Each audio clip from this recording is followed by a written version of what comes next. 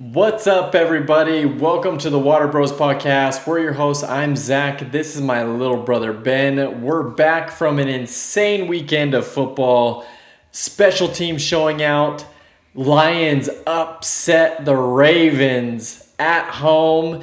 And an incredible college football slate coming at us this next weekend. I cannot wait. Benny, tell us what we got coming up today. I like it, the juice, after a terrible weekend of my teams. But what we got coming up, a little fill the jug to start. And we're, of course, going to talk some high-quality H2O because I'm not going to lie, there were some incredible performances and moments. Incredibly high-quality H2O. Yeah, I mean, all over the place. College, NFL, wherever it was incredible. Some pop takes. Dad had some thoughts. He did have some thoughts about the Utah game. Disappointing Utah weekend. Had some good thoughts, and then shared some thoughts about West Virginia. So we'll talk about that. We'll also talk our NFL power rankings. It's become a pretty fun. Yeah, we really pretty fun little gig. Yeah, the little power rankings for the Water Bros, which I enjoy. I love it quite a bit. Quick sip, making an appearance. Call your shot to end the day. What better than that? We've got a fun, fulfilled episode today. And we're going to try, despite our sadness from the Utah outcome, to still bring the juice. Bring the juice, but also some true analysis. Yeah. I've got some hard thoughts about that game and about the team in general. Yeah. And Benny, I just realized, because I'll get crap for it, our cousins kept saying it to us over the weekend, I did not invite everybody to come to the bench or grab a drink, so do it. Yeah, and honestly, I didn't even bring a drink today. No, you're drinkless today. Shame on me. Yeah, come to the bench, grab a drink, stay hydrated. Let's enjoy today's episode.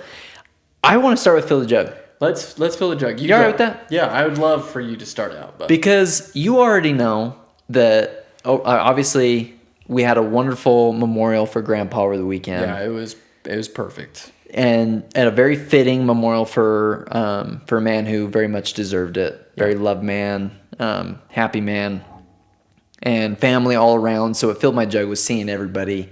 Yes. You can't really go wrong with seeing family. Also, another thing that is filling my jug is modern medicine, technology, just the world in general being where it's at. Yeah, makes me feel a lot better about things. Because could you imagine, maybe back in 1950, 1960, having some of the issues that maybe we'd have today? For example, having to take our son to the ER. Grateful that we can do that. And you can get answers. And right? You can get answers. You can get answers. You can get your worries hopefully addressed. Yeah. So that I'm grateful for. Everything's all good. And shout out Rudy for feeling good today. Shout out Rudy. He's a champ. I think that those are things that fill my jug. I'm grateful we live in 2025. Another quick thing, the company that I work for just raised $400 million today in Series E funding. Hey, that's awesome, dude. Yeah, shout out Filevine, one of the largest investments in legal tech. One of the investors is Ryan Smith himself. Oh, heck yeah. So really cool. That got announced today, working for a rocket ship. Yeah, it's really fun. So a lot of things fill in the jug. I feel like it's been a busy week and a half ever since, we've been dealing with, Grandpa's passing, and there's work, and there's kids. There's a lot going on in life. So much going on. And at the same time, we're watching a ton of football, which as I love. Much as possible. And honestly, I'm not watching enough. I know. I think I could watch more. I think I could. So thank goodness for Scott Hansen doing the Lord's work. Yeah. Oh my word. On Red Zone, because otherwise I'd be toast. This may be blasphemous, but Scott Hansen, he goes toe to toe with some of the best pastors in the country on Sundays. That guy, he knows. No, yeah, he's on it. Well, and I love that he recognizes that he is the guy that even the pros listen to, right? Right. He's the one people are watching. But he also understands the pressure on his shoulders. Is that what you're saying? He knows the mantle that he understands. Wears. He understands he has to bring it every Sunday because if they're on a bye week, guess what? Those coaches are watching Scott Hansen. Oh, so good. He's so good. I'm very impressed with him. Great football all the time. So the jug is full. Yeah. How could the jug not be full? Not much to complain about on my end. Good, dude. I love to hear that. Yeah. And just to piggyback right on that, I mean, just has been a really crazy busy time. I think what's filling my jug, something simple as far as like watching football. The kids yesterday and even on Sunday, they know, and it might just be because they know it'll get them out of bed for a little bit longer, but they know that football time, they can probably convince me to watch a little bit and stay out. So like, yesterday, Drew, he's like, hey, can I just watch a little more? And so him and I just were chilling, watching that great Lions-Ravens game. So good. And he sits right there, gets into it, watches it. So he actually watches, though. Yeah, so he's fully invested. Yep, he sits and watches. He snuggles right up to me.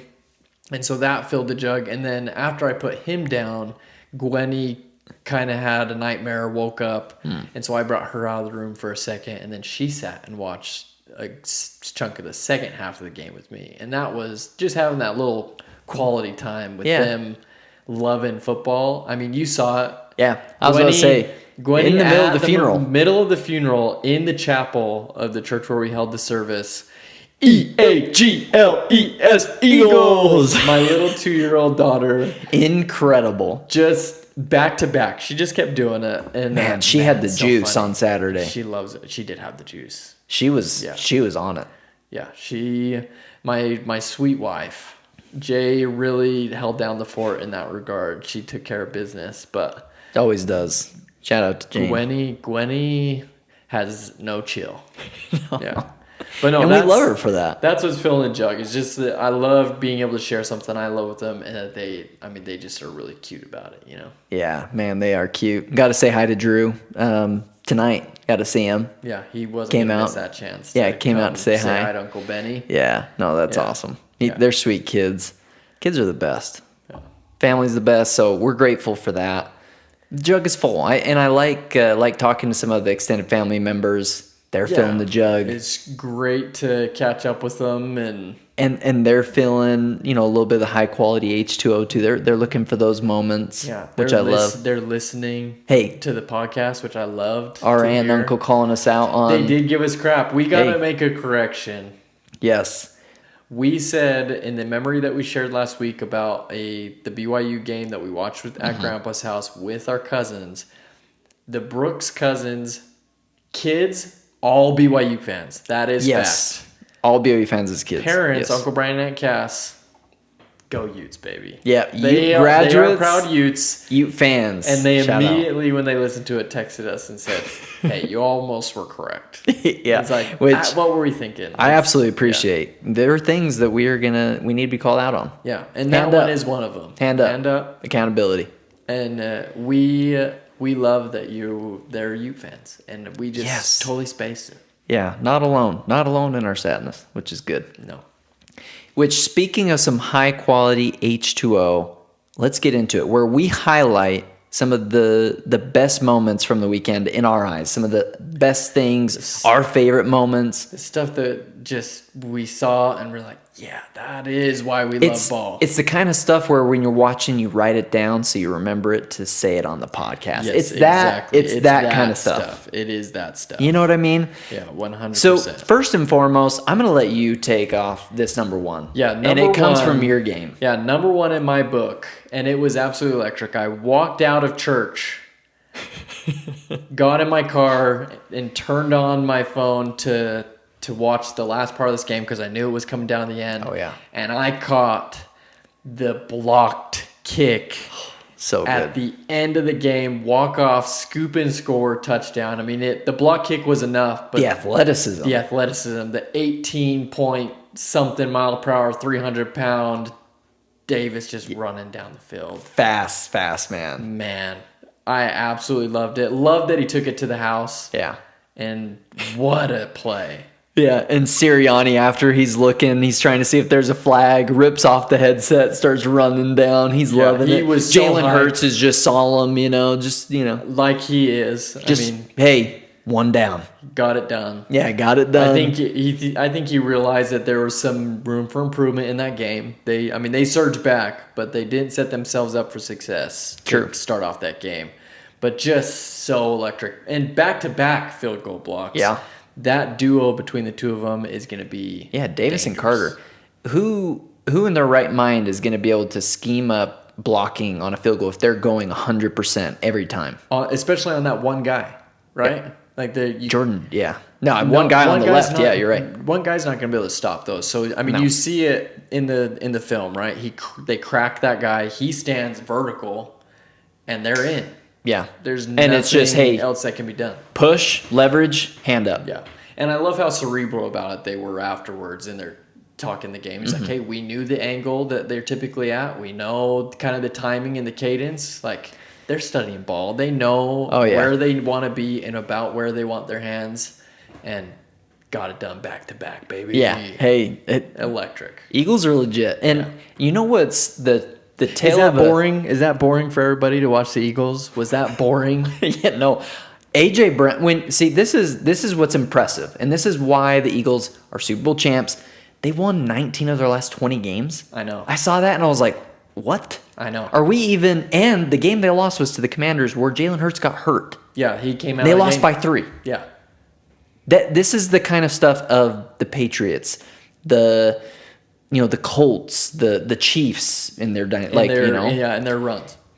That's the type of run that they're on right now. They are an incredible team, but the reason why a team like this is destined to run it back again and be in the conversation is when you can win in multiple different ways. Yes. From running the ball. Okay, if we can't run the ball very well today, all right, Jalen, turn it on. What does he do? 100%. Finds AJ Brown. AJ Brown finds Devontae. Makes it happen. I mean, and they always say, like, oh, yeah, Eagles just have to play from ahead. They get ahead, and then they control the ball. They have the run game. Jalen has to play from ahead. Well, guess what? Or you come back from 26 to 7 down. 100%. And you win the game. Also, special teams. Blocking field goals. Yeah, making those opportunities. Happen. Yeah. And also defensively forcing the Rams. Rams taking 6 field goals. I was listening to Greg Olsen talk about this on a clip from Barstool where he was talking with Coach Gruden. Shout out. Coach Gruden. But he was telling him, like, in today's modern NFL, the Rams attempting 6 field goals, you're not going to win the game. No. And I completely agree. And that's why I love Dan Campbell. Hey, let's just go for the dang thing. Let's go for it. 2-3 yards. Yeah. Let's go for it. I mean, I love that mindset. So shout out to the Eagles, and then shout out to the rest of the NFL special teams. Blocked field goals across the board. Had a crazy day. Will McDonald. Special teams showing out and giving their teams a shot. And Will McDonald showed a different way of doing it. Jumped over the line. Yeah, which is always electric. And then jumped and he blocked it with his stomach. Chest. Like basically caught the ball. Yeah, could. And then the best part though was Aaron Glenn's celebration where he's running down and just he was vibing with it. He was loving it. I'm like, okay, Aaron Glenn. They still lost. But hey. But that was electric. Electric play. So absolutely love that. Our second one here for high quality H2O is a little Tyquan Thornton catch at the 1 yard line with a little hand in the sky after. No, Tyquan Thornton. Awesome. Kind of debut breakout game for him. It was. Fun fact, do you know where he was drafted? No, I do not. The Patriots. Well, shoot, man. And did nothing. Goes to the Chiefs. All of a sudden, he's the deep ball guy. And it has to be, right? Because the Chiefs are hurting. They don't have their wide receivers that they're normally going to go to. Yep. With Worthy down and Rashee Rice being in the situation he's in. But Tyquan Thornton, and this was only one of his catches. He had that one that he laid out for. Yeah. That, I wish he could have secured it a little better. But this catch. And then bounce back right after. Great ball by Pat, like it was where it needed to be, but I mean Tyquan had to manipulate his body to get that around, get the catch. And great hands catch. Fantastic play. Mahomes throwing it, rolling to his right, back left, 50 yards downfield. Yeah. Incredible throw, incredible catch. My favorite Great catch. So there's a clip on TikTok, YouTube, whatever, where it shows like the coldest like pictures from the week of football. There's the Jordan Davis one. There's the block by Will McDonald. There's Tyquan Thornton laying at the 1 yard line with his hand up. It's so I'm like, good. that's so sick. I mean, he really gave life to that otherwise kind of stifled Chiefs offense of what we've seen. Yeah, and it was great. It was great to see. It's Patrick Mahomes making some things happen, especially in prime time. Right, I was really worried about that game, and Chiefs showed some life for sure. Yeah, they're showing some life. I think hopefully we can keep on. I like it when the great players are on teams that are winning. Yeah, like you want to see just great football. Yeah, we want to see Patrick Mahomes doing what he did. We want to see Myles Garrett dominating on a Browns defense, beating the Packers. We want to see these kinds of things where these great players are making the NFL just interesting, which the NFL every year is. And the parody's unbelievable. I was going to say, and that showed this weekend for sure. Very much so. And how about same game? Yes. And I put this one in because I love Cam Skattebo, so I'll take it from here on this one. Yes, please. I love watching Cam Skattebo. He is so fun to watch. The man just lowers his shoulder, lowers his head, and when he's running with the ball, right? But the play that I want to highlight that was some high-quality H2O and why Cam should be on the field as much as possible for the Giants is he gets a chip block on a massive human. Right, and I can't even remember his name on the Chiefs who he hit. Does Adunze? I want to say. So Adunze is a receiver for the Bears. What name am I trying to think of? Anyway, doesn't matter. Yeah, big guy. He chip blocks him right in the chest. Guy had to walk off the field. He hit him so hard. And doing his job, giving the blocks, giving his quarterback some time. Cracked him so hard he had to get up and walk off the field. And Skattebo is a menace. Man. He is an absolute menace.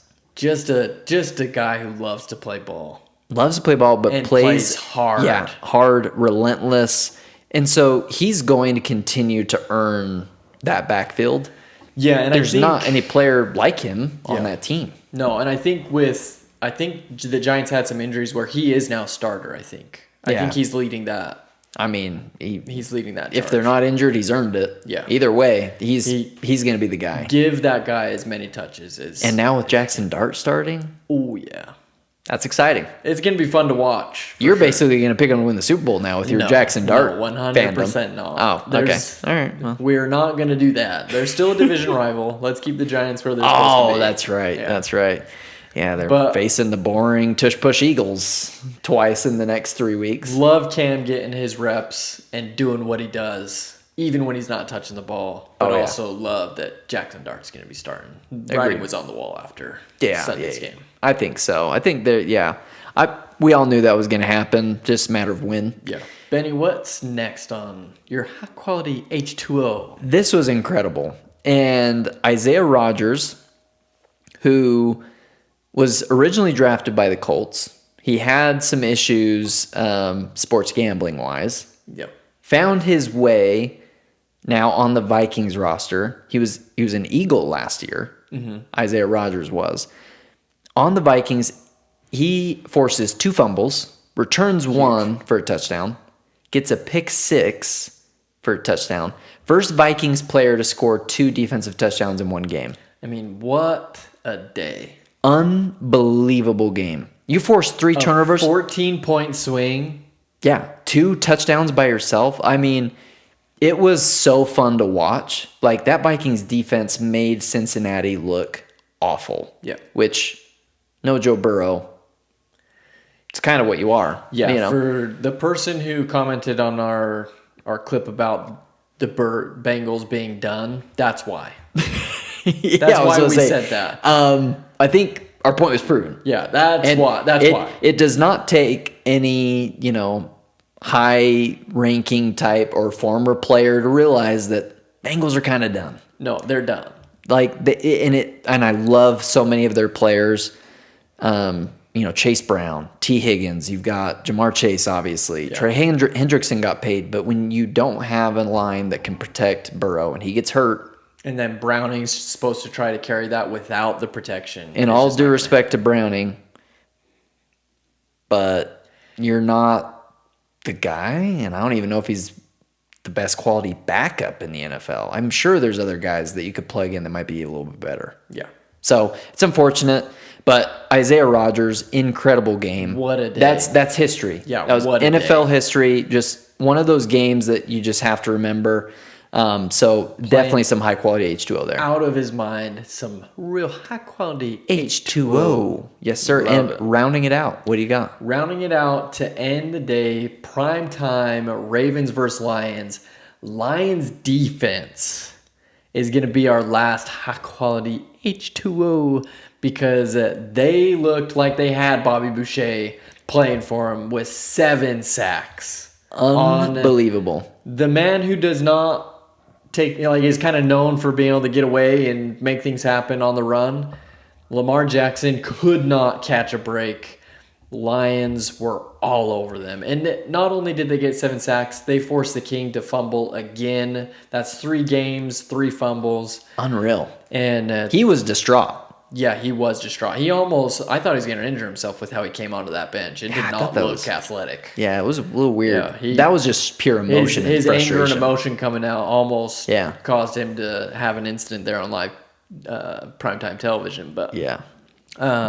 Lions playing out of their minds. Love to see Aiden leading that defense. Forcing the fumble. Oh, man, he's so good. Love that he's back with his metal leg. And Lions defense looked incredible. Yeah, last night. In a game like that where you 38-30, you've got players like Lamar Jackson, Jahmyr Gibbs, Derrick Henry, Amon-Ra St. Brown, Aiden Hutchinson.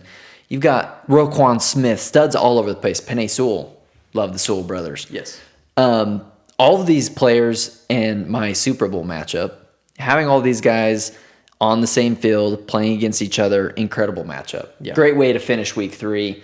We'll talk a little bit more about some of these top teams a little bit later. Yeah. I'm excited to dive into them. That's some great high-quality H2O. Let's get into some pop takes. Let's do it. We're going to pivot a little bit, talk some Big 12 here to start.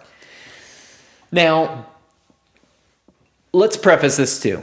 The game was at 10 a.m. Utah time. 10 a.m. Utah time. We were at a funeral.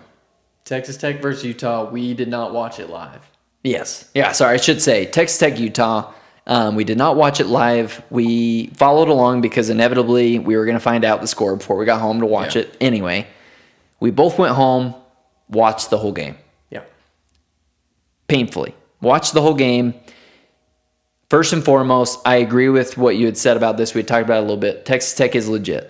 Yeah, I think they are what their roster and what their supposed they went and bought a team hype indicated. They proved it. They are legit. They're great team. Going to be a problem.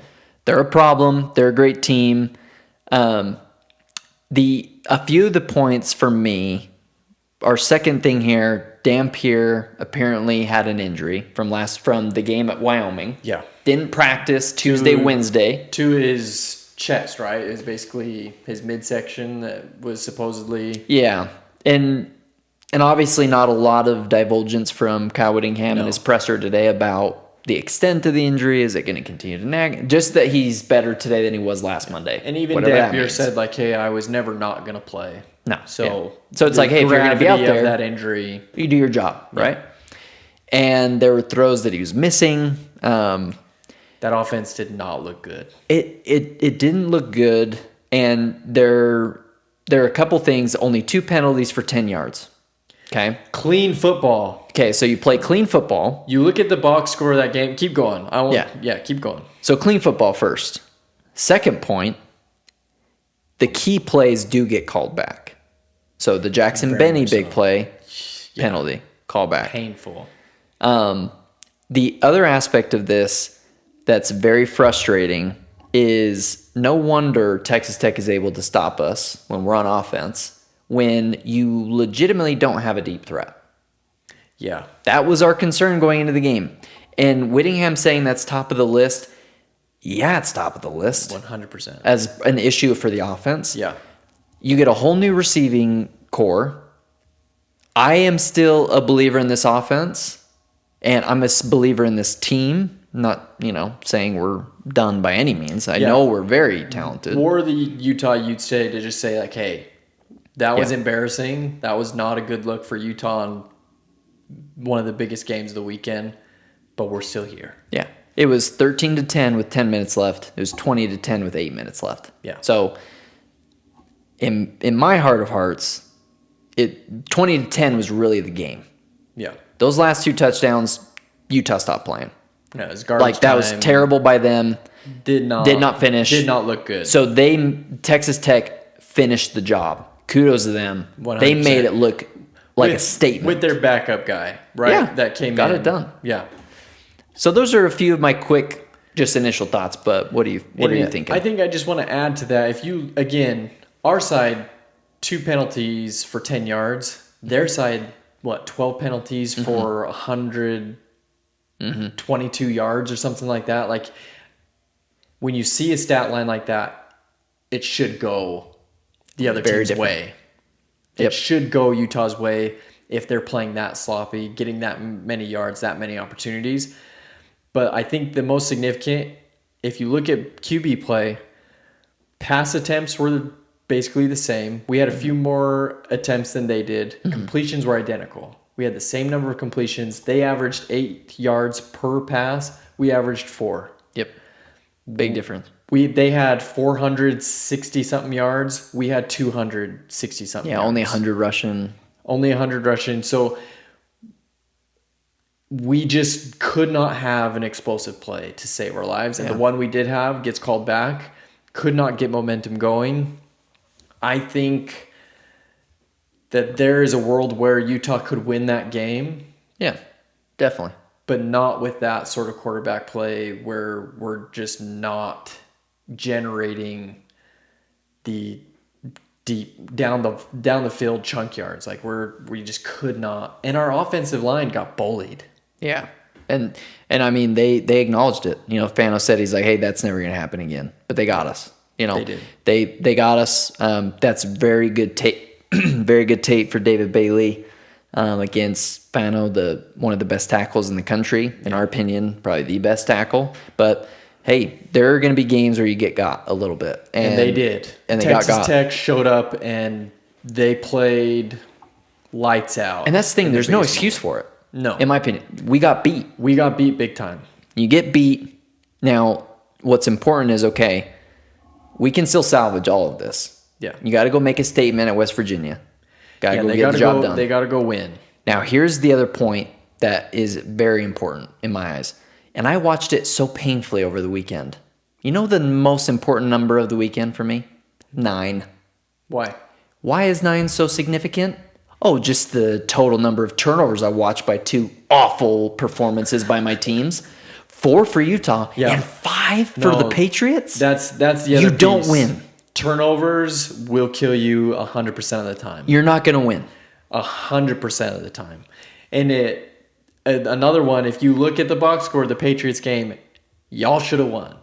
Yeah, don't remind me. I know. Y'all dominated possession, dominated offense. Like it looked good, but you could not hold on to the ball. Oh, we'll get to it. We'll get to it. So 9 is important. The Utes turning the ball over 4 times was, a little bit of the nail in the coffin.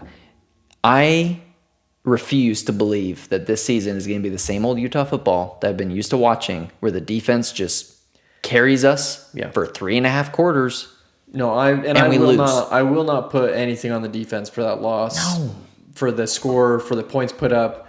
The defense played, so well, created opportunities. All those possessions started in our own end. Again.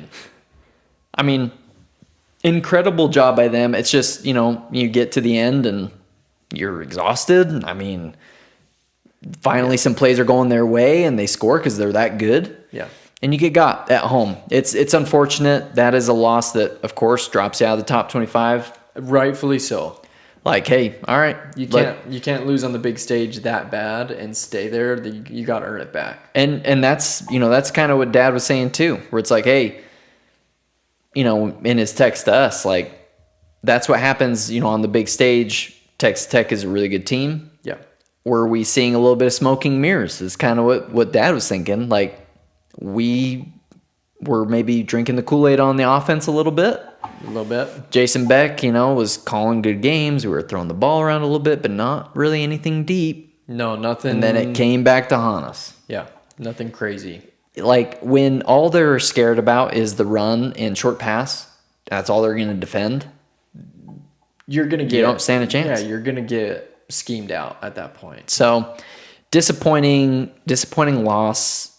I am praying and hoping that Devin Dampier's healthy because he's electrifying. That's not his best performance, obviously, but he's capable of more. And I think you do have to allow Devin Dampier to have a little bit of the growing pains. Yeah. Like that's going to be reality. It's the best team he's faced for Utah. He played some tough teams last year in New Mexico, but it's a tough team. It's a tough team. Texas Tech's legit. It's most likely a playoff team. Yeah. And I think unless we beat a them in the rightful Big 12 championship. Yeah. Hey, I did see some Texas Tech fans say see you in December. Which I was surprised by on our stuff. I did not expect them to come in with a, hey, we'll see you later. I like that. After that win. But I do think, again, Utah's not dead in the water. No. But they have some things they got to address. West Virginia, dub. Should be a dub. Got to go win. Then Arizona State. At home. Yes. Got to beat them. Got to beat Arizona State. Have to go into BYU with off one loss. 2 wins. Yeah. Yes. Just one loss team against BYU. And since we're talking about Big 12, before we get into Oklahoma State, just a little bit about BYU. Watch that game against East Carolina. Their defense flies around. Yeah. Glasgow is unbelievable to watch. I had this conversation at work. The question was posed between Utah and BYU's defenses. Mm-hmm. Which player would be taken first in an NFL draft? Who's the best defensive player by themselves? Between the two. It's kind of a tough question. Lander Barton is fantastic. Yep. Smith Snowden is up there. Teo Johnson is one of the better defensive players. You've got John Henry Daly all of a sudden. That's playing really well. And then on the BYU side, we have Logan Fano. Want to throw him in there too. You've got Keanu Tanuvasa, who's former Utah player. Great interior defensive lineman. Great lineman. Jack Kelly. Yep. From Weber State. Absolute monster. That guy's unbelievable. Glasgow, who is kind of like a freak athlete. And you look at him, he looks like an NFL player out there. Just flying around, making plays. They've got Evan Johnson in their back end and their secondary. Satuala, bountiful kid. Wish he would have went to Utah. Went to BYU. They've got some great players. Yeah. I am not 100% sure if, one of the Utah defensive players would go first now. That BYU defense is scary. I'm not very convinced about the offense. Not going to lie to you. I think that they haven't played anybody significantly good yet. No. Which is not it's just their schedule. Their schedule, yeah. So prepping for that game, it's going to be a defensive slugfest. Yeah. Who can make those big, electrifying plays that's going to capture the crowd and get a win? So it's going to be interesting to see BYU and Utah stories shake out this year. Two very good teams that, hey, what happens when you come across adversity? Yeah. That's the story of life. Story of football. Yeah. What are you going to do? Are we just going to say, hey, how are you going to get back up after a loss? What would Sirianni say if he came into and he said, Coach Witt, give me a second? What would he say to the Utah team? Like, come on, boys. Come on, boys. Yeah. Get up. Mm-hmm. Stand up. Mm-hmm. Get the job done. I love it. I love it. You know what? That would fire anybody up. Get up, get the job done. He probably has a lot more juice, especially, I can't imagine after the game. Oh, man. I mean, he probably had so much juice. But so much I only juice. have subdued in my bag. But if we're looking at like that context of him going in the Utah locker room, he'd probably be subdued. Yeah. No, like, this is beneath me. I'm a Super Bowl champion coach. He's like, what are we talking about? So get the job done. Like that's the thing. It seems like Utah, like at this point, I don't want college game day. I don't want big noon kickoff. Stay away. I just want y'all to focus on ball and not get distracted by anything else. When college game day came and we played Oregon and Bo Nix just dog walked us, just destroyed us at home. It freaking happens every time, it seems now. Well, you know what they said on the broadcast, or after the game? They're like, "Hey, this was their second biggest loss in the last 10 years at home." Well, guess what the other game was? College game day against Oregon. Against Oregon. I'm like, what are we doing? And that's what is so frustrating. Utah's fans showed up. Yeah, electrifying atmosphere from what I heard. 100%. Mm-hmm. Defense showed up. Yep. 100%. Punter showed up. 100%. Let's get the offense cooking. Hey, offense. Where you at? Where you at? Utah offense, brother. Come on. So bro. we need that to show up consistently. Still a believer. Still believe, but show up. Let's just fix some of those deficiencies, as Kyle Whittingham said. Let's get up, go win in Morgantown, please. Yeah. Let's go. How about other Big 12 talk? One of the other most tenured coaches in college football. Yeah. What happened today? Gundy is outie. Hey, you want to come after the players? Come after me. I'm a man. I'm 40. Yeah. He's gone. Fired. And rightfully so. Lost. Mister, I'm 40. He's gone. Tulsa for the first time in 74 years in Stillwater. They have not looked good at all. No. They've been... No, they have looked terrible. They looked terrible last year. I kind of thought that Gundy wouldn't be back after their season last year. But again, tenured coach. Been around a long time. But yeah, after that loss, it's like, all right.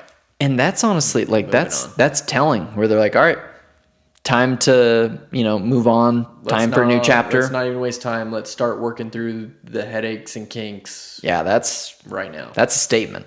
Yeah. 3 weeks in. Yeah. See you later.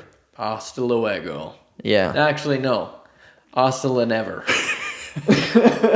Yeah. Hasta luego. Nope. Hasta la nunca. Yeah. Nunca. Yeah. I'm not surprised. I guess I'm surprised that they fired him now. It's like, all right, a guy that's been there 20 plus years, maybe you just let him ride it out. Like, what are you guys going to do? Go win a few games? No, you're not. No, you're not. So, but statement. That's a statement to the program, statement to the fans saying we're not going to deal with losing. Like, we need to pick it back up. And I wonder if it's even part of talking NIL world where you're trying to bring in money, you're trying to fundraise. You're doing a lot of that. Gundy wasn't going to get you funds. Gundy wasn't going to. I think the school now has to make a statement. I think we're in that realm of college football where it's like, we're going to make the statement. We're making the changes. Let's not kill our recruiting by showing we're not making moves. Let's give ourselves a hope and a shot. Based on that, then, what's your thought on Dabo Swinney and Clemson then? Because he does not buy into the whole NIL thing. No, he does not. Or transfer portal. And none of that. It'll be his out at Clemson. They are 1-3. That's going to be what's going to happen. Joel Klatt, I think, said on his show that it's like the worst failure in college football right now. By far. By a long shot. And, Dabo in his presser came at it real, he's like, I'll go win somewhere else. It's like, he's like, if Clemson is tired of winning, then send me on my way. That's a very pompous thing to do. Yeah, you're a national champion, but you're 1-3. Like, guess what, brother? If you're not winning today, you're not good for me. So, and that's the reality of 2025. This is a very, very cutthroat business in the NFL and college football for coaches. So I feel you there. At the same time, do I think anybody else would just plug in and be better? No, I'm not saying that. But the attitude, it's gonna get coaches out. Yeah, I'm not a big fan of that. Is it hard too with some of these coach deals to oust them because of their crazy contracts? Yeah, the buyouts. Holy cow. The buyouts get crazy too, but I mean, you're not going to lose. It's going to be a different world in college football. It really will. So it's an interesting landscape, and I'm excited to pick our games in a few seconds when we get to call your shot. There's some good college football games to call. Good college ball. Big 12 is alive and open. Right now, the clear front runner. Texas Tech. Texas Tech. And arguably, Iowa State is 4-0 too. They're right there. So those two are the leaders. BYU is now ranked. TCU is a great team. Utah needs to figure it out. But yeah, TCU is got some votes. They're like 4 out of the 25 still. Hey, we'll get back. They're not done. They're not done. We'll get back. I said 11-1. You did. I feel a lot better about what I said. I feel a lot better about what you said too. I'm not saying I'm confident now in the 11-1. And I will have everybody know. But I allowed one loss. I will have everybody know that, hey, my 9-3, 10-2, I said Texas Tech. Yeah, I know it's at home. Yeah. If there was going to be one preseason, I did say that would be a game that I think could be a loss. Yeah. So. And we still have some tough ones at home. Yes. Some tough game, and BYU and Provo. That is not going to be easy. Tough game. But you know what? I'm feeling a little bit depressed talking Utah. Yeah, let's switch to the NFL. Let's switch it up. Let's switch to the NFL because Utah, I believe in you. We'll pick your game in a little bit. Figure it out. Yeah, figure it out. Now, getting into the NFL, first and foremost, are the Colts legit? Dude, Colts. Are the Colts going to be in the top 3 power rankings? Colts are looking legit. Colts are scary. Colts are back. They look pretty good. They're running around. Old Daniel Jones. I critiqued the man. Where do I get off? Where do I get off saying Daniel Jones is what he is? He's not going to get the job done. He's proven us wrong. He's making history, basically, with the Colts right now. Yeah, he is playing fantastic football. Right now, because there's a couple topics alongside the Colts that I kind of want to talk about. I'm gonna merge in Justin Herbert and his MVP season along with this a little bit. And here's why. Daniel Jones is playing incredible. If you look at the NFL stats right now, Justin Herbert leads the NFL in passing yards with 860. Yeah. He's slinging that pill around. Slinging the ball. And 6 touchdowns to 1 pick, so he's efficient. He's been sacked 10 times, a little bit more than you would like to see. Yeah. But Rashawn Slater got hurt before the season, his left tackle. So Joe Alt's been playing in there, and he's been doing great. Pipkins, they've had a couple slip-ups. But second, you've got Geno Smith for passing yards, which I don't know why they're not running Ashton Genty. Whatever. Yeah. Third on the list is Daniel Jones. Daniel Jones thrown for 816 yards, 71.6% completion, 3 touchdowns to 0 picks, not turning the ball over. Yeah, which was one of the big things, like, oh, he'll turn the ball over on you. No, he's protecting that ball. He's got a rushing touchdown. Yep. He's only been sacked twice. Huge. That offensive line is playing inspired football. Taking care of him. They look, because all that we've heard about, obviously, we like Pat McAfee a lot, and they talk about the Colts all the time. I mean, that's their hometown. That's his team. That's his team. Which definitely understand. But that team, they're gathering around Daniel Jones. They're getting fired up. Quentin Nelson is playing inspired football. No, Brandon Smith, these guys are playing really well. It's looking like you always say, it's looking like a team inspired. They are looking completely transformed, and it's seemingly Daniel Jones. Yeah. Made the difference. Yeah, he's playing fantastic. I love Tyler Warren, the tight end. I absolutely love Jonathan Taylor. Jonathan Taylor is unreal. A weekend. Talk about high quality H2O. That run was great. Especially for fantasy points. Holy who's got him in 2 leagues out of the 3? Yeah. This guy. It's fine. I don't like to be that good at drafting. You do. In our league, I was projected to be 9th out of 10. Who's number 1 in the league right now, baby? You're looking at him. JT, Bijan. Yeah, need I say more? Yeah.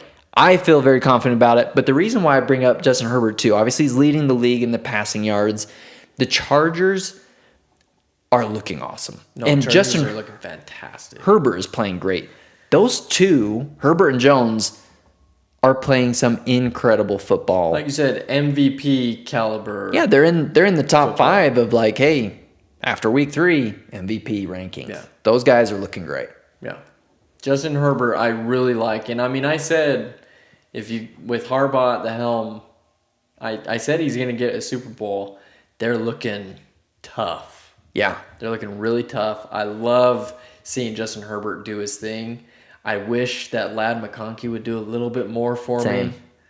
A little bit more for me. I think he'll pick it up. They just have so many weapons. We're only, and that's the thing. He's distributing the ball. We're only 4 games in the season. There'll be that game where Ladd delivers, but yeah. And I will have everybody know that last year when I was watching the NFL draft, the Patriots had a pick early in the 2nd round. Oh, what did we decide to do? Trade back with the Chargers. That's fine. Hey, Bill Belichick was the king of that. Trading back. Yeah, it's great. We'll get an extra pick. Probably get the guy we want. We trade back with the Chargers. Who do they pick? Ladd McConkey. Yeah. Who I said, we should get that guy. Instead, we trade back and we get Jalen Polk. And what did we do a couple weeks ago? Oh, yeah. Traded away Jalen Polk. Yeah. Whereas Ladd is a key part of that offense, it seems. Oh, my goodness. A little slow start, but I think we'll hopefully see that build up. He's a great receiver. Frustrating. Love watching him. Again, Justin Herbert slinging it around, getting the job done. So Herbo's playing great. The Colts are looking like front runners. I mean, we've got, and then if we want to flip it on the other side of the coin, what the heck's going on in Atlanta? Yeah, Benny, I missed the Atlanta game, so I didn't see the complete unfolding, but I did see Michael Penix looking like he was a brand new giraffe just born. Not able to stay on his feet, trying to make up for a turnover. Like, what is going on? So bad. Atlanta? It's really bad. 30-0 to the Panthers. Yeah, yikes. It's quite a bit alarming. You know, sometimes where it's like, okay, they play a 17-game schedule. All right, the alarm bells, are we super panicking? I'd be panicked if I'm Atlanta or an Atlanta fan for that matter. What is going on? Penix looked awful, and you have all these weapons. You've got Bijan Robinson. Yeah. Kyle Pitts is looking better this year before this last weekend where nobody looked good. Drake London is a top 15 receiver in the NFL. You have all these guys and really nothing to show for it. You draft 2 pass rushers in the 1st round, and you have a goose egg against the Panthers. Arguably one of the worst teams in the NFL, just based off of what they've done, right? What they've put on the field has not looked good this year. Not good at all. That defense played well, but that doesn't look good. No. So here's the question. Michael Penix Jr., he won the job over Kirk Cousins last year. Yeah. He's starting this year. I don't see a world where they pull away from Penix unless he is injured, because that will be like, all right, I'm done in Atlanta. Yeah. It'd be like the Anthony Richardson situation. It'd be an AR situation, right? Pretty much. It's like, he's not going to be the guy for us. He's going to go somewhere else and play ball.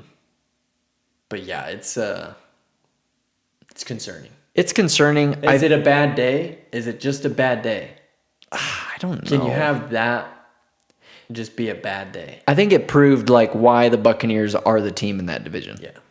For me, where it's like, okay, everyone was like, well, hey, Atlanta's sneaky. And we talked about that last week. And they're good. Yeah, they've got some players, but you cannot do that. You can't lay an egg like that. No, you don't, the good teams don't let that happen. You know, the Eagles aren't going to get skunked 30-0. No. I'd bet a good amount of money that this whole season they don't get skunked, period. So it's concerning to me in the NFC. They're not going to go up against a lot of cupcakes or a lot of good teams out there. I hope for their sake, I have Bijan in 2 leagues, so I hope that it was a fluke and they keep playing well. But yeah, not super excited about what I was seeing there. What were your thoughts, though, on that Chiefs-Giants game? Benny. And we've seen, there's this one person on TikTok that I watch that's hysterical. He does a Chris Collinsworth impression. Oh, and it's so fun. He just does it everywhere. Now here's a guy that just loves watching Patrick Mahomes. You know, like he does this. He's really good. He's got it nailed down. But Patrick Mahomes. The amount of glaze that Chris Collinsworth gives to Patrick Mahomes was almost embarrassing. It's bad. On Sunday. In particular, and this is a viral moment that people have shown and blasted in, you know, on social media.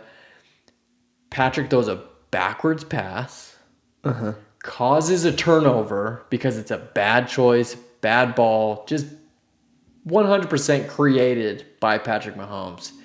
He goes and salvages the situation by basically stripping that fumble back from the defender, recovers, gets down, loses yards. Yeah. That is the sum total of that play, is he lost a lot of yards. Yeah, bad decision. Could have been bad way execution. worse. Yeah. Chris Collinsworth comes on the mic and says, man, I can't tell you how great of a play that was by Patrick Mahomes. And it's just like, you gotta be kidding me. And yes, was it a great recovery? Great effort. Yeah. Great effort to go and make it less crappy for your team? 100%. But you can't not critique the decision making. Yeah. And you have Mike Tirico come in and was like, well, he did throw the pass. It's like, there's not another QB in the NFL that's going to make that play. They would have done nothing.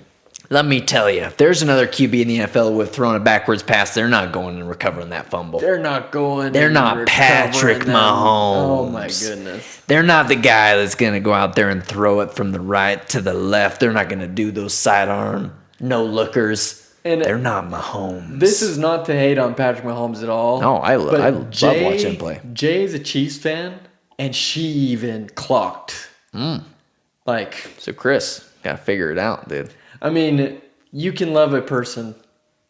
You can highlight their highlights. You can highlight the effort, but you can't come right after a terrible play. What a play. Like, I can't tell you how good of a play that was from Patrick. He's like, it was self-created by Patrick Mahomes. And he recovered it. And he made it less bad. He made it less bad. Good for him. But, my goodness. It is getting crazy. I was dying. Yeah. It was so funny. It's getting a little bit out of hand. I feel like a lot of people talk about him that way. I feel like it's kind of similar to the way I talk about LeBron. I can't see a lot of wrong in the way LeBron plays basketball. That's the way I talk about him that way. Yeah. And I mean, we highlighted in high quality show, Pat plays great football. And he's kind of their offense right now. Great football. He creates a lot of great football. But you also got to understand. Hey, but you're on the mic. He's making mistakes. And any other quarterback does that play, it was like, what a terrible executed play. Yeah. Hey, good that you recovered it, but man. But you lost 15 yards. Yeah. You know what I mean? So, yeah. Come on, Chris. Thank goodness it wasn't worse. Yeah, let's figure it out on the way we're calling it here from now on. I was dying. I love that. And thank goodness, though, because I want to see the Chiefs be in the mix. Yeah. So thank goodness they're not a part of our next question. Because we're talking best 3-0 teams and best 0-3 teams. So this is... Or worst 3-0 teams. Sorry, I apologize. want to pose a question. Which team's the worst 3-0? Which team's the best 0-3? Granted, 0-3, maybe just start planning your vacations. The likelihood that you go past regular season is basically zero. Yeah. One team to ever do it to make playoffs. So regardless of that piece, you might be a great 0-3. Likelihood is not on your side. But I do want to get your thoughts, Benny.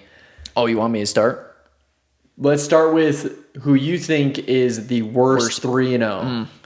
Okay, so you have it up there. Yep. Let's just list them off. Who are they? Okay, the 3-0 teams are Buffalo Bills, Indianapolis Colts, Los Angeles Chargers, Philadelphia Eagles, 49ers, Tampa Bay Buccaneers. Of that group of 6, who is your worst? Okay. The worst 3-0 team, in my estimation right now, and this weekend was important because they had a player that got hurt. Yeah. They currently have a lot of players hurt. Quarterback is out. Tight end's on IR. Wide receiver's not healthy yet. Best defensive player got hurt. They lost some defensive players to the Broncos. The 49ers, to me, are the worst 3-0 team. And I think I would agree 100% with you on they're the ones that I think are 3-0 by the hair of their chin. Yeah, slimmest of margins. Yeah, and here's the thing is I don't think they're bad. No. By any means. But of that group, Buffalo's incredible. Colts are not playing like a bad team. This is what's impressive. Guess who has the best net points of any team for their points for and points against? The Colts have scored 103 points so far this season. They've only allowed 56. Yeah. That's a 47 net. They're leading the NFL. Their differential there is great. I mean, they're not a bad team. No, that's a good team. Really good team. Chargers have Herbo, and they've got Harbaugh. Big fan of that. Yeah. Also, Philly looking really good. Philly is Philly, baby. They're not the worst 3-0 team. They're not at all. Even close to the Tampa Bay. They're dealing with some injuries too. Yes, Mike Evans. Okay, guess what? People are going to come out and be like, "Oh, well, the Buccaneers have, Chris Godwin's going to barely come back, and Evans is hurt, and but they got Baker Mayfield healthy, and they have a coach that's a defensive head coach, and they're playing really good football. Really good. Come back, game that they probably shouldn't have won. 3 comebacks to begin the season. Buccaneers would be that second teetering team, but I'm going with 49ers. Yeah, and I was already thinking 49ers, but the Nick Bosa news was kind of why. Nail in the coffin for which that is. I hate. They're on stuff. They're on the expose alert there for and the Seahawks look really good. Look Cardinals are 2-1. Yeah. They lost Connell too, but and Cardinals lost again just barely to the Niners this weekend, and I think they're going to continue to play good ball. And they're going to have to play the Rams twice. So 49ers, sorry. Yeah, 49ers. I think I don't know about that. Uh-oh. So we agree on that. That's good. We agree on the worst 3-0. Now let's flip it. Who's the best 0-3? Which I can take it first, but let's list them off. You have it in front of you. These are some stellar teams, I will tell you. The Houston Texans. Miami Dolphins. New Orleans Saints. New York Giants, New York Jets. New York is awful. Yeah, tough. And the Tennessee Titans. Who is the best? So you're going to start first. Yeah, I will start first. Who is the best 0-3 team of that group of 6? And I would love to say that Jackson Dart coming into the New York Giants is going to revitalize that group and have some exciting football. I don't think it's going to be that much. Mm-hmm. I think he'll do a good job for him. He was the one bright spot when he was in the game. I mean, the crowd was booing when they took him out, and Russell Wilson went back in. I love that he's going to be starting for him, but there's still going to be, I think, some struggles there. They have a tough schedule. I think, and this is crazy, I think the best 0-3 team with potential, I want to say, it's tough. I want to say the Texans. That's what I want to say. I want to say C.J. Stroud and the Texans. I just think they obviously have had some great ball. Mm-hmm. We've seen it come together for C.J. Stroud, and it just hasn't quite been that this year. Yeah. What do you think, Ben? So, to be honest, I was actually thinking very similarly. I would say that it really sucks. I felt like this would have been an easier answer. I was really feeling good about Justin Fields and the Jets. Like they were looking really good and then just completely downfall. They were my kind of, and they looked good against the Buccaneers. They were right there. Tyrod Taylor brought them back. They almost won the game. It's not the Dolphins to me are a dumpster. They look awful. I am not on board with the Dolphins at all. They gave the Bills a bigger fight than I thought they would, for sure. Yeah. But I just don't think that they're going to do what they need to do. The Saints got dog walked by the Seahawks. Honestly, the Titans, they're not going anywhere. I would say it's the Texans. Their biggest problem is the offensive line. The offensive line, they traded away Laramie Tunsil to the Commanders. They have a rookie at left tackle. I mean, C.J. Stroud has not been as protected as he has been in the past. So right now, if I'm looking at he's been sacked 8 times, not terrible. I just don't believe that they're running the ball as effectively. They have not been performing as well. I think their defense needs to play a lot better. But I would say, they're probably the best 0-3 team right now. And unfortunately, I don't think they have on the immediate horizon. They play the Titans this week, which I think will be hopefully a game they can adjust and get right with, right? We will look real dumb if they lose to the Titans. Yeah. But if you look at their losses, Jaguars playing way better. They lost by a score. Jaguars are playing way better this year than I they're 2-1 them playing. They lost by a point to the Bucks. Yeah, 3-0. Mm-hmm. And they lost to the Rams by a score. And the Rams are also 2-1, one of the best teams in the NFC. One of the best teams in the NFC. Yeah, it's the Texans if you look for me. at what they've gone through thus far, I just think it hasn't quite come together. I agree. I'm with you there. Okay, it's Texans.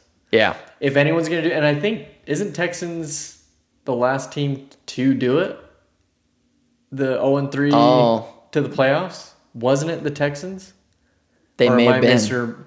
I think 2018 or something Texans, I think. It might have been them. They were a statistic. Yeah. So, they have a chance. Will lightning strike twice? But the Colts are looking good, so. Colts are looking real good. We'll see. So, that leads us into one of my new favorite segments, and that's the WaterBros NFL Power Rankings. Yeah, boy.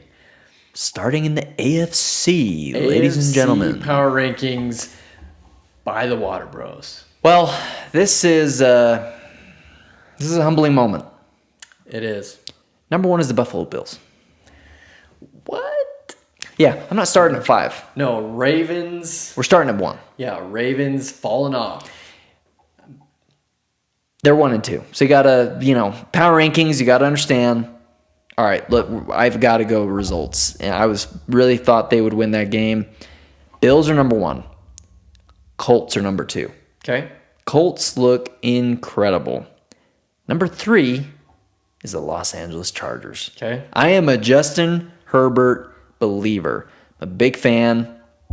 And you already know after the weekend, there is absolutely no way that I want to do this, but I kind of have to. Number 4 for me is the Steelers.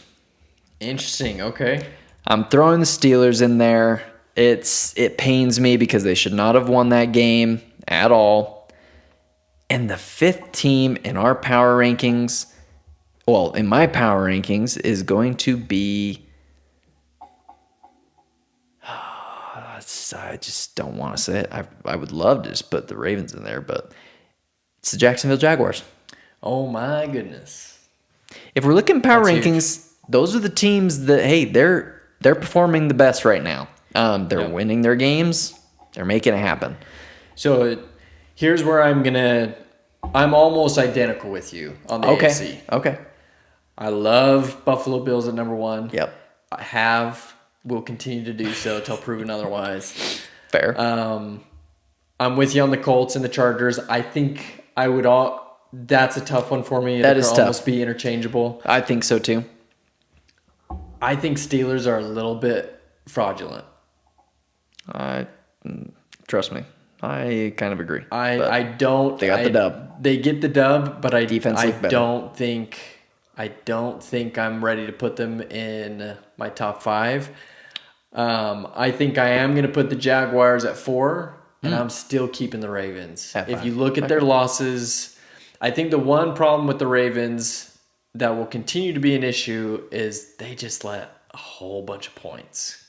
They can run, they can score with the best of them, but they're not stopping a lot either, and that's going to be a problem if they can't get that addressed. They're not stopping a lot, but at the same time, they're also, I don't know, like the turnovers and just the bad fourth quarter play. Yeah. It's a little bit frustrating because it's like they're better. than that in my eyes. I think they'll figure it out. I don't hate that at all. And that might be disrespectful to the Steelers, but I don't think the Steelers are as good as the 2-1 that it currently shows. I mean, trust me, it pains me because I do not want to put them in there. Their defense finally showed up. Aaron Rodgers made the plays he needed to. They won the game, even though they shouldn't have. And that's going to be really interesting because obviously Steelers-Ravens, they're going to play each other twice. So we'll learn real quick. But I think ultimately Ravens will come out on top in that battle. Yeah. And obviously Bengals are out, regardless of their 2-1 currently. No, yeah, they're done. They're not a factor. So that's my 5. Yeah, I like that. I don't disagree with anything on that front. Now, the NFC power rankings is interesting. Yeah. Do you want to go first? Yes, I do want to take my NFC. I was going to say because this is you. So, NFC top 5 power rankings. Fly Eagles fly. Yeah. They're keeping their number 1 spot. Number 2, I'm coming in with, and I thought this through, the Detroit Lions are taking my number 2 spot after the performance they had against the Ravens. Fair. That feels right. I know they're 2-1. There's other undefeated teams in the conference, but Detroit earns it. And I love what they're doing. Number 3, I'm going to the Tampa Bay Buccaneers. Number 4, I'm going to the Los Angeles Rams. And number 5, I'm going to drop in the Packers. They had a tough loss. I still think the Packers are good. Yeah. But this NFC, I think, is way more difficult to pick the 5. It is, yeah. Especially with the Vikings performance that they had. So obviously, San Francisco, Seahawks, Arizona, that's a tough division. Very tough division. What do you got, Benny? Yeah, I don't hate it. The Packers scared me a little bit this weekend because that just did not look very good. For as good as the offense should be in Green Bay. And granted, I greatest. caught the little bit of the Packers game. I didn't see the whole thing unfold. I wasn't able to catch that full game. So honestly, I'm with you. I go Eagles, Lions, Buccaneers. I love the Rams. I picked the Rams to beat the Eagles. So I looked smart for most of it. Until you didn't. You looked smart until you didn't. And then I didn't. And so that last spot for me comes down to a couple teams, and it's the Seahawks and the Packers, with the 49ers being that little hedge team potentially. But like we said, they might be a little bit fraudulent right now, and not because of anything other than, maybe just a little bit of health and injuries. Just don't know injuries if they're matter pull together. But Christian McCaffrey looks great. So I don't hate it. I think that, having the Packers still in there, I still am a big believer in that defense, that team. Let's see how they bounce back. Yeah, we'll see. NFC is looking tough. NFC's got some. They've got some good depth. teams. Yeah. And the AFC obviously has some stellar quarterbacks and teams as well. But the power rankings, I think we should figure out as well if are we going just based off the current performance? Are we also projecting a little bit on our power rankings? I think we should define that a little bit. Well, let's think about it. Let's ponder that. A little bit. Let's ponder on that. Let us know let us know want to see. What the definition of our weekly power rankings should be for the NFL. Because I think the way that I'm thinking about it currently for this power ranking is obviously performance matters. Yes. Right? It's a good indicator of future results. Yeah, current performance. And so I'm looking at, what are they doing?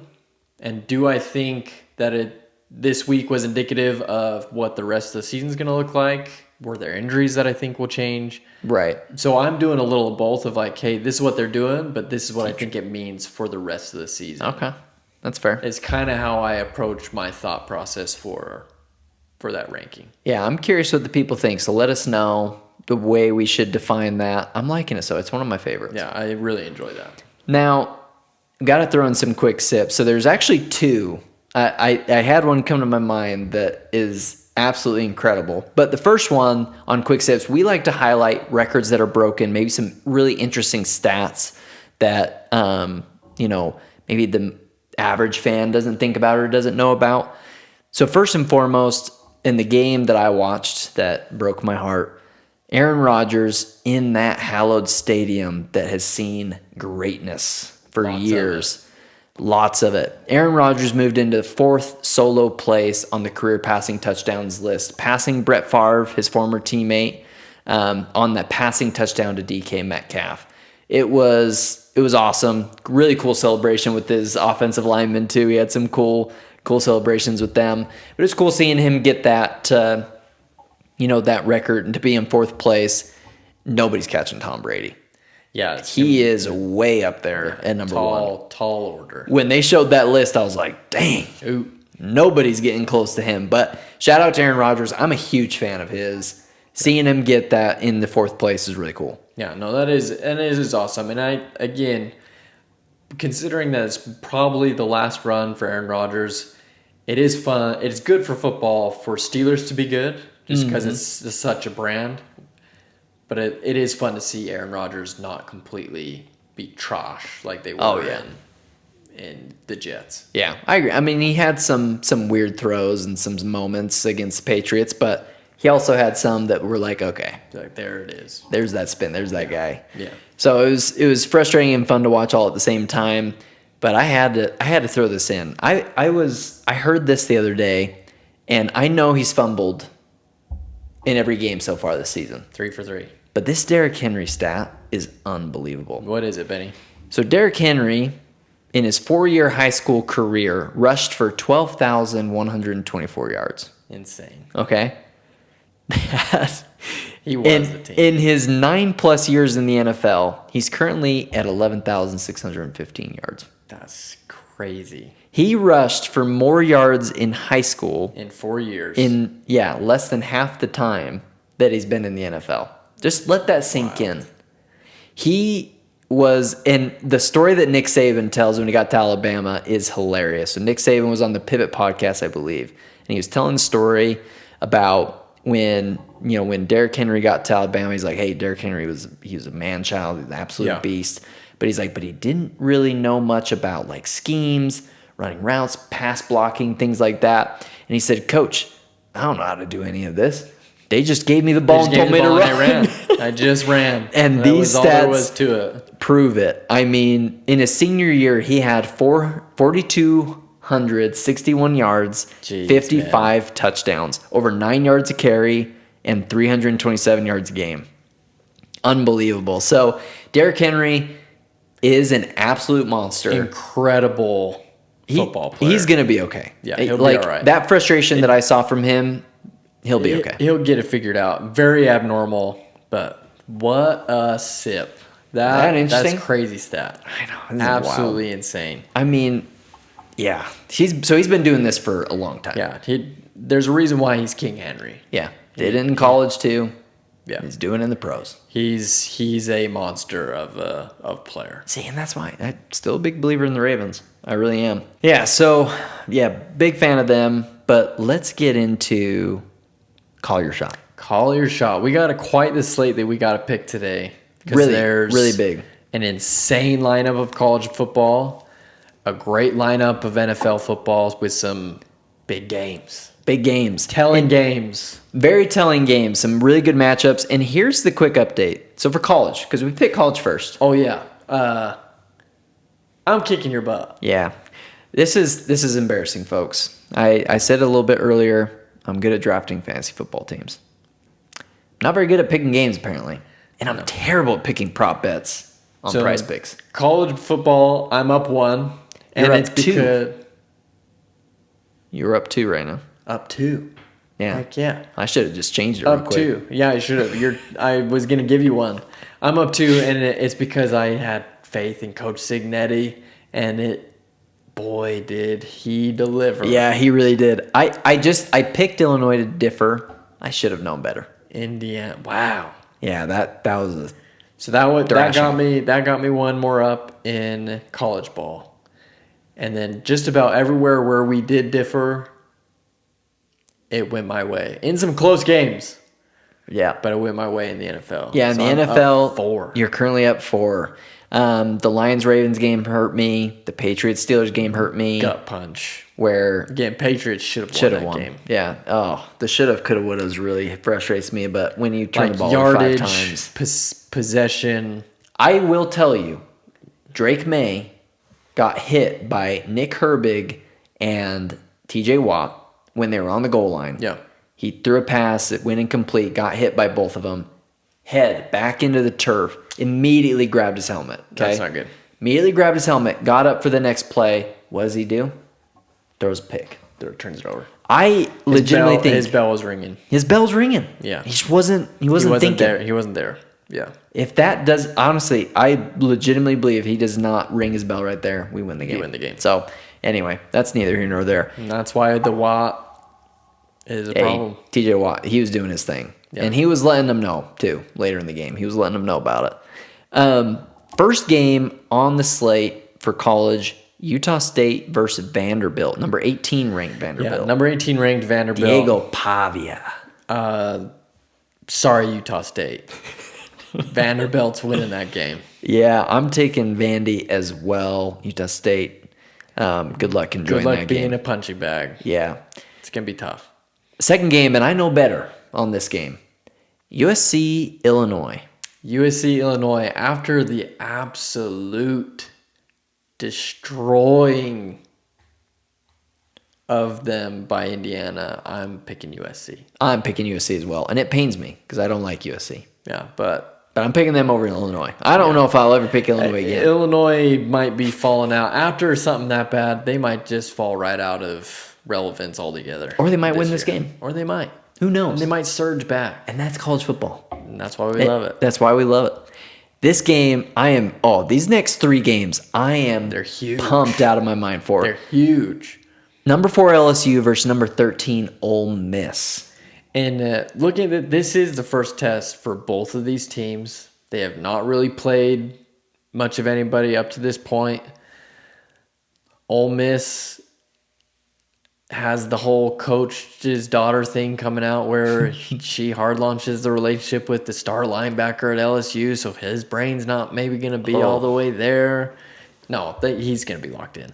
But anyway, Benny, I've picked first on a lot. Yeah. Who are you going to pick? LSU, Ole Miss. So LSU beat Clemson. They've turned out to be a little bit fraudulent. Yeah, I was going to say that win doesn't, and that's why I say they haven't really been tested because they've come out to be like, oh, that win doesn't make maybe that much of a dent in your resume. They beat Florida last week. Big rivalry game. Got the dub. Or the week before. Whatever it was. Yeah. I'm picking LSU to win this game against Lane Kiffin and Ole Miss. Yeah, and I do think right now Ole Miss is favored by, it's like a pick 'em. It's not by a lot. But I think the difference in this, Ole Miss is kind of struggling on, finishing their drives. They get these long drives and then they don't come out with points. I think that happened this last week where they had Patriot syndrome. they had it and a long sustained drive, no points. And so I think LSU is going to come out on top. Okay. No, I think that's going to be a really good game. Yeah. And this next one, game. Oregon, number 6 overall Oregon versus number 3 Penn State. Talk about a big-time matchup. And I feel like a really tough game to pick. Very tough game to pick. I know where I'm leaning on this one. It's at Penn State. That's tough. That makes a difference. 100,000 folks are going to be in there? Yeah, plus standing room plus only. 130. They're crazy. They're insane. For that reason alone, I'm going Penn State. Okay, well, I'm glad we're different. I need to catch up. I'm going Oregon. Okay, I love it. I feel very confident that Oregon can go in there. I think Oregon's really good.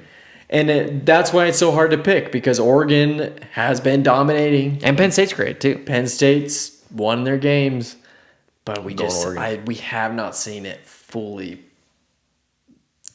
tested. Yeah, this is going to be a battle. This, I think, is the game of the week. Yeah. And I think College Game Day is going to be there rightfully. Makes sense. Yeah, they should be. Yeah. That's the right game to be at. And the close second for me is this number 17 Alabama versus number 5 Georgia. Always going to be cinematic. Who's that coming down the track? It's the Mean Machine in the red and black. Yeah. Hey, Ben, you started out with that song. Is that an indicator of your pick? Because I am going with the Dogs. You're going with the Dogs? I'm going with the Dogs. Well, I'm riding with you. Just kidding. Give me Alabama. Yeah. I think this is... Give me Alabama to beat Georgia. Let's go. Yeah, obviously Alabama has had its trips. Yep. Hey, I'm back on the train. They can make a big statement. They can make a huge statement with a win. Yeah. In Georgia's house. That's tough. That's tough. That's tough. But guess what? I picked them to win the SEC. So, Alabama. And roll tide. Okay, we're tied. We're tied. Because I just picked 2 winners. So, we're tied. TCU, number 24 ranked TCU. Yes. Versus Arizona State. Yeah, and this deviates from our normal. We usually don't pick outside of the Utah teams if they're not a top 25 matchup. The reason why I picked this is because I think it's going to be very telling for our season as Utah Utes what we're actually dealing with. Yes. This is a very good barometer. It's a preview game for us going to Arizona State to play with them after we focus on what's right ahead of us, West Virginia. Mountaineers. We got to focus on what's right there. But I'm excited to see TCU's obviously a good team. Arizona State, what do they do? And what does that mean for the Big 12? I think it indicates a lot for that kind of middle ground of the Big 12 conference right now. I think so. And is this game at Arizona State or is that TCU? I believe, how did I write it? I wrote it as... how did I write it on the agenda? Oh, yeah. So it looks like TCU first. So, it's at Arizona State. Arizona then. Oh, okay. Yeah. Okay. Arizona State home game. I will pick this one first. I agree with you. This is a great barometer game. I'm glad we're picking it. It's really... I really want to go with the ranked team. But I actually think Arizona State bounces back, and I think they beat TCU at home. Yeah, I think it's really hard to play the Sun Devils at home. I think because of the atmosphere and culture they've created, it's going to be electric there. I love what they're doing. I really actually like Arizona State. Oh. But please don't. Dude, I'm a fan of the coach. You can't hate the coach.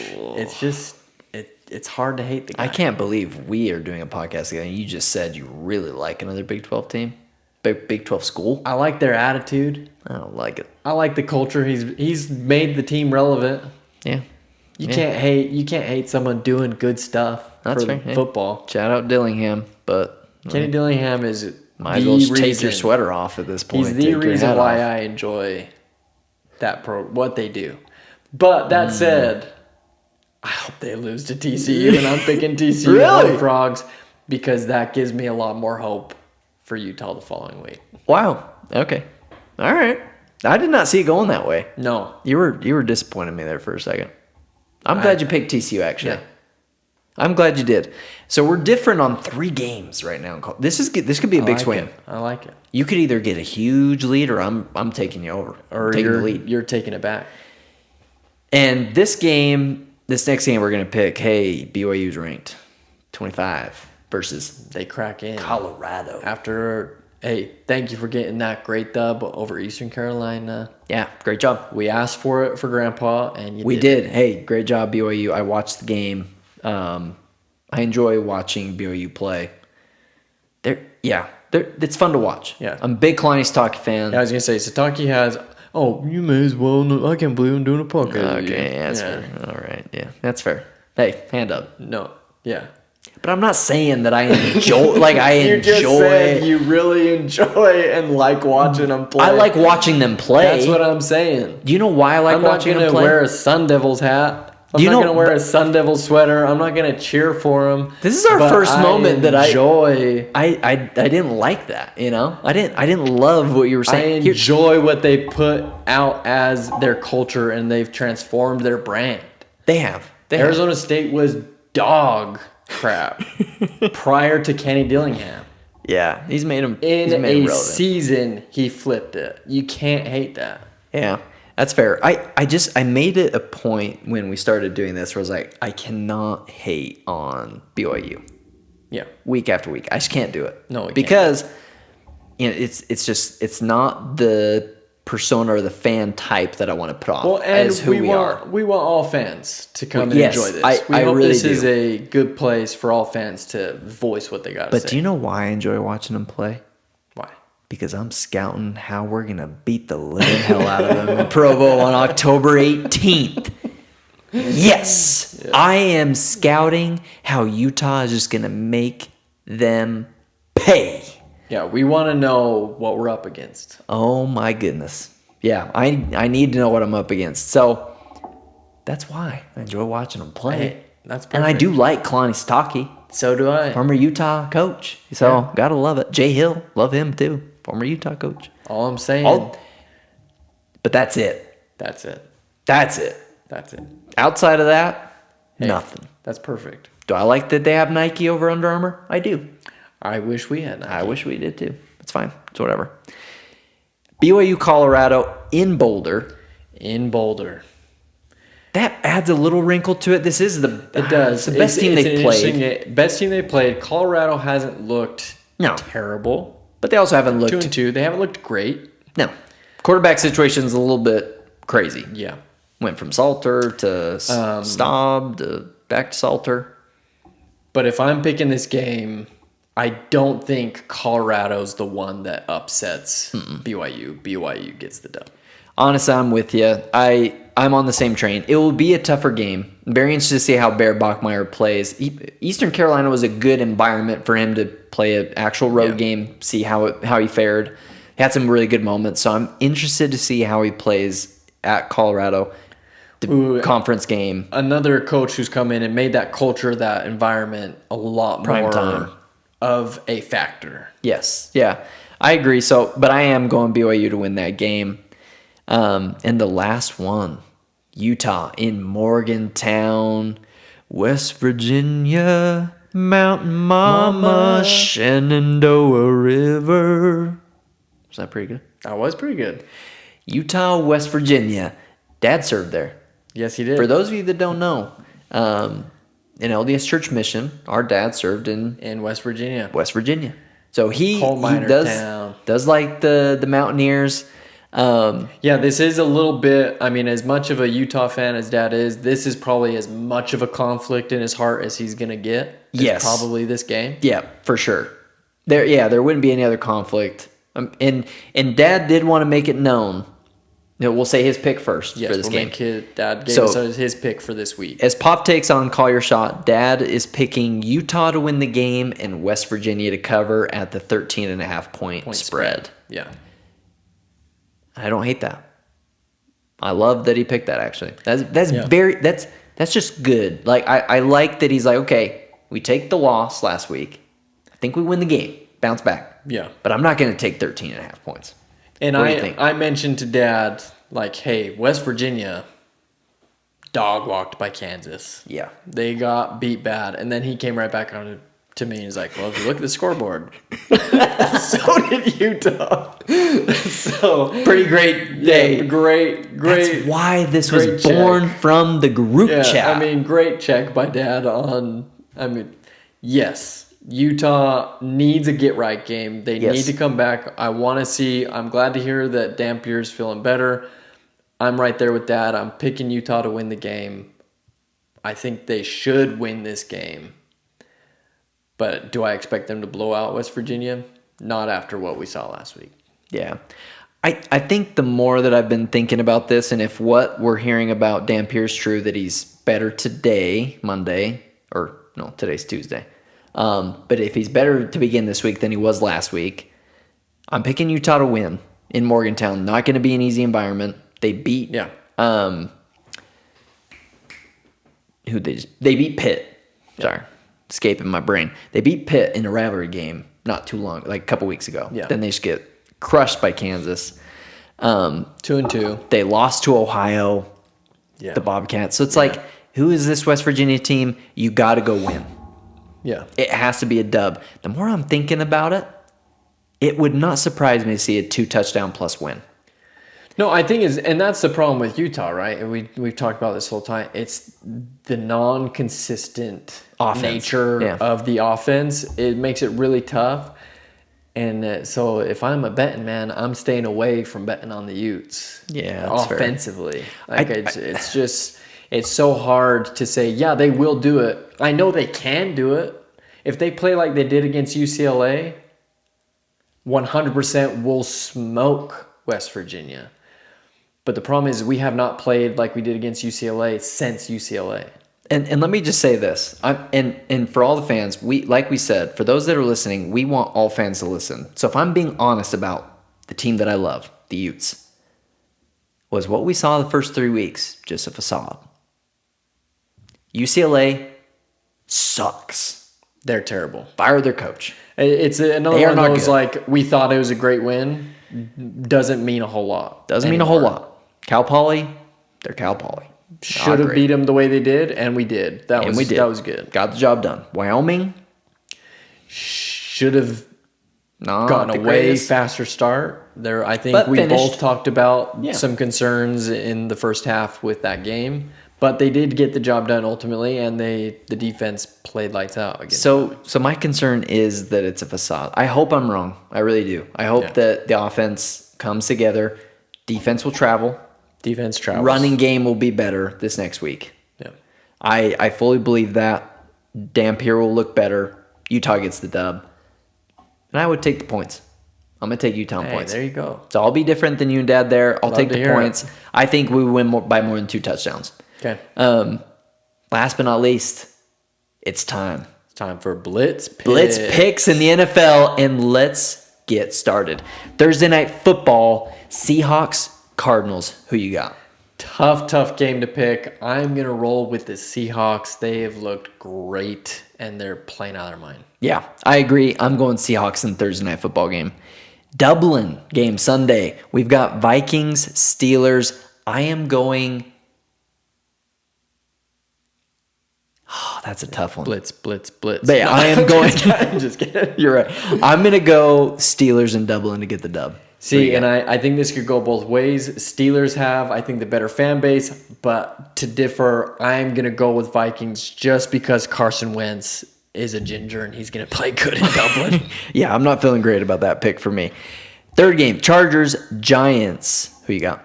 Chargers, sorry. Yeah, and Jackson Dart's first start in the NFL. Give me the Chargers. Titans, Texans. Give me the Texans to bounce back. We said they were the best 0-3 team. They got to win. Texans got to have it. Get right. No doubt. Got to have it. Commanders, Falcons. Who you got? Commanders. After the performance from the Falcons, Commanders, they're looking good. Yeah, I hope Jaden Daniels plays in that game. He has not practiced yet. I hope he plays. But I am still going to go Commanders over Falcons in that one. Saints, Bills. Give me the Bills. Yeah, Saints. Look out. Bills are coming. Eagles, Buccaneers. Oh, another great matchup for the Eagles. Huge NFC battle. The Eagles are going to win. Who do you got? I'm definitely riding with the Eagles. I don't think we are losing yet. Yeah, not going to bet against them in that one. Browns, Lions. Who you got? Browns, obviously, defense tougher than Nails.